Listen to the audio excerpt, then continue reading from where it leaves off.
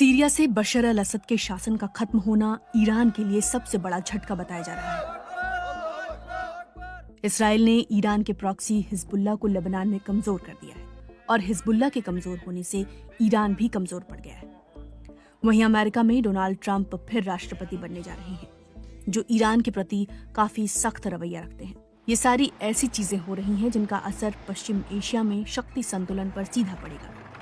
Syria में Iran का कमजोर पड़ना उसकी प्रतिष्ठा और क्षेत्रीय रणनीति के लिए गहरा झटका है।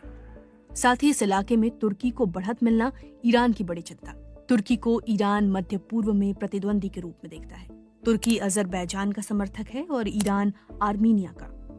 सितंबर 2023 में तुर्की की मदद से अजरबैजान को नारगोनो कारबाख में जीत मिली थी।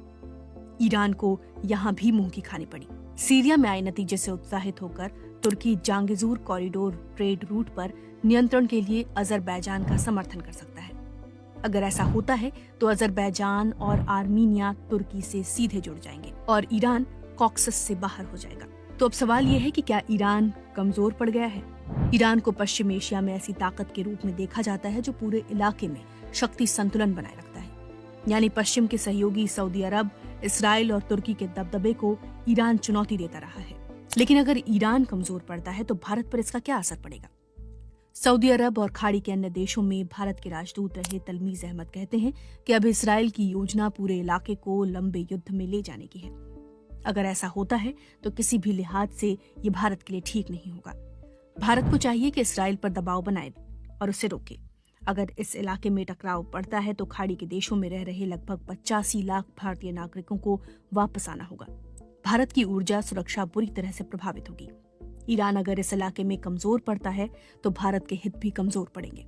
दिल्ली स्थित जवाहरलाल नेहरू यूनिवर्सिटी में पश्चिम एशिया अध्ययन केंद्र के प्रोफेसर अश्विनी महापात्रा कहते हैं कि ईरान कमजोर तो पड़ा है लेकिन हमेशा के लिए कमजोर नहीं हुआ। प्रोफेसर महापात्रा कहते हैं कि पश्चिम एशिया में ईरान का एक ताकत के रूप में रहना भारत के हित में है। अगर ईरान कमजोर पड़ेगा तो सुन्नी शासकों का दबदबा बढ़ेगा और वे पाकिस्तान का साथ देंगे।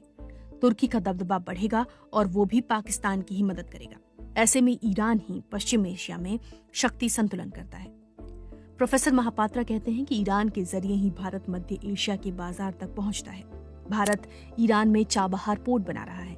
ऐसे में ईरान अस्थिर होता है तो भारत के हित कई मोर्चों पर प्रभावित होंगे। भारत के हितों पर कितना असर पड़ेगा?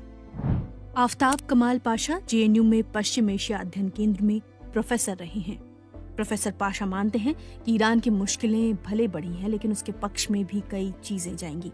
प्रोफेसर पाशा कहते हैं कि पहली बात तो ये कि ईरान कमजोर नहीं पड़ा है।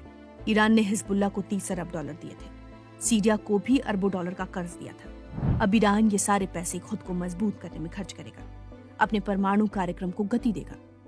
प्रोफेसर पाशा भी मानते हैं कि पश्चिम एशिया में ईरान कमजोर पड़ा तो भारत के हित प्रभावित होंगे। प्रोफेसर पाशा कहते हैं कि ईरान के कमजोर होने का मतलब है कि तुर्की और अन्य सुन्नी देशों का मजबूत होना।